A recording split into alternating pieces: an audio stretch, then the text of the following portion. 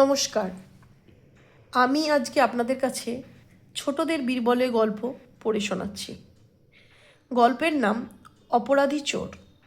একদিন সকালে বীরবল বাড়ির বৈঠকখানায় বসে মৌজ করে গড়গড়া টানছিলেন। সে সময় তার কাছে হাজির হলো এক সওদাগর। সওদাগরের মোহরের থলি চুরি হয়ে গেছে। তার বিশ্বাস বীরবল তা উদ্ধার করে দিতে পারবেন। বীরবল জানতে চাইলেন, তোমার সঙ্গে কারা থাকে? আজ্ঞে, আমার 4 চাকর। তাই চুরির ব্যাপারে তারা কি বলে?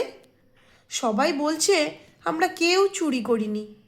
তাদের সবাইকে সঙ্গে নিয়ে রাজসভায় চলো, আমি এক্ষুনি যাচ্ছি।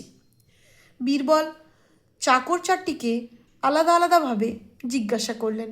তারা সকলেই জানালো সওদাগরের মোহরের থলির ব্যাপারে কেউ কিচ্ছু জানে না। বীরবল বললেন, বেশ ভালো কথা।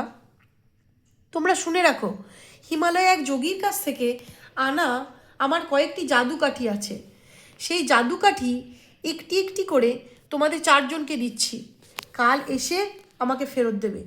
যদি সাচ্চা হও, এই কাঠি যেমন আছে তেমন থাকবে।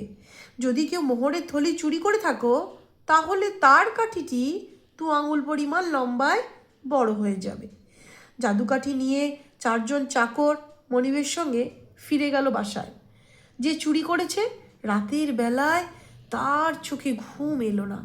জাদুকাঠি 2 আঙুল বড় হয়ে গেলে কি করে ঠেকানো যাবে?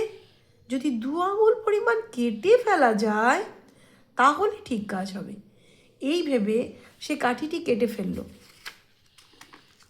পরদিন যথাসময়ে সবাই দরবারে হাজির। সকলে যে যার জাদুকাঠি বীরবলের হাতে ফেরত দিতে লাগলো। বীরবল দেখলেন একজনার কাঠি মাপে ছোট। তিনি তৎক্ষণাৎ সওদাগরকে জানালেন কোন চাকরটি তার মোহরের থলি সরিয়েছে। কোতোয়াল গিয়ে সেই চোর চাকরের গর্দানে চেপে ধরতেই সে শাস্তির ভয়ে চুরির কথা অকপটে স্বীকার করল। বীরবলের কৌশলে এভাবে ফিরে পেল সওদাগর তার মোহরের থলি।